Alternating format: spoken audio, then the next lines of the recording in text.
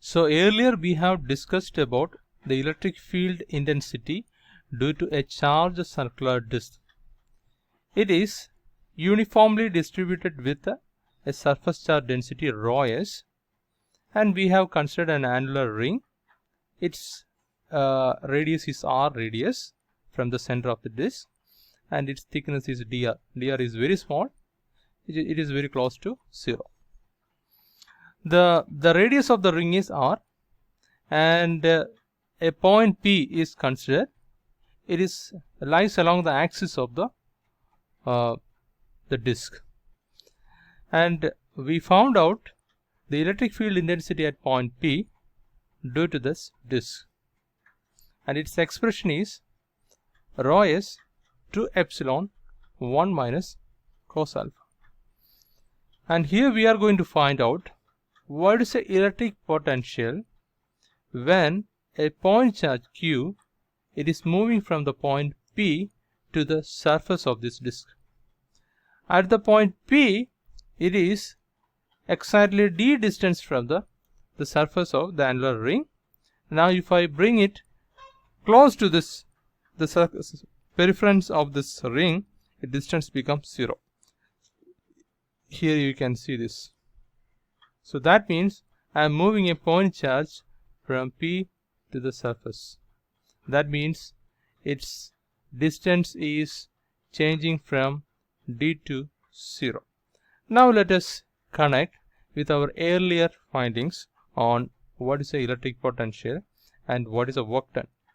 And we will connect the work done and electric potential, because the electric potential is work done by unit charge. And there is another way by which we can also connect the electric field intensity and electric potential. Its expression is electric potential is minus integral of E dx. Now we are moving a point charge from point P to here, so we need to integrate this function from d to 0. Now this become integral d to 0. Substitute this expression of E here, so this become rho s 2 epsilon 1 minus cos alpha dx. All these terms are not connected to the dx, so you can take it out. So this become rho s 2 epsilon 1 minus cos alpha, and if you do the integration of dx, integration of ds become x, and we can substitute the lower and upper limit dx. So this is minus. Now substitute the upper and lower limit.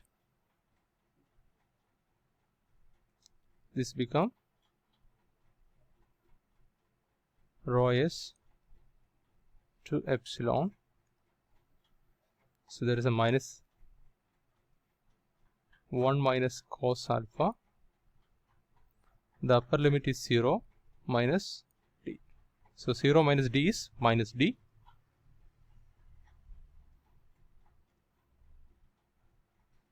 There is a minus here, so minus minus become plus.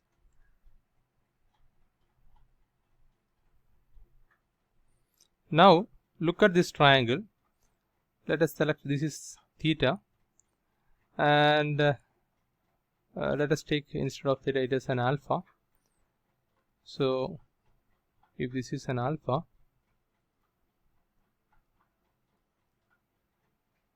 so what is cos alpha? So cos alpha become adjacent side, that is h, this is adjacent side, by hypotenuse. This is a hypotenuse, that is h square plus this r square. So angle is this one, so denote this one, this angle. So this is h, this is r, so cos alpha become adjacent by hypotenuse. So we can substitute this cos alpha here, so we become rho s 2 epsilon 1 minus h by h square plus r square and d. So this is h and this is r, and I am extending the distance to the circumference of the disk. So I am taking this as a d. So d become h square plus r square, and substitute this d here. So rho s, and replacing this d with h square plus r square, and I am multiplying it inside. So this become rho s 2 epsilon h square plus r square minus h. So these two get cancelled. So this is the final expression of the electric potential between 2 points. The one point is at P, the other point is on the circumference of the disk.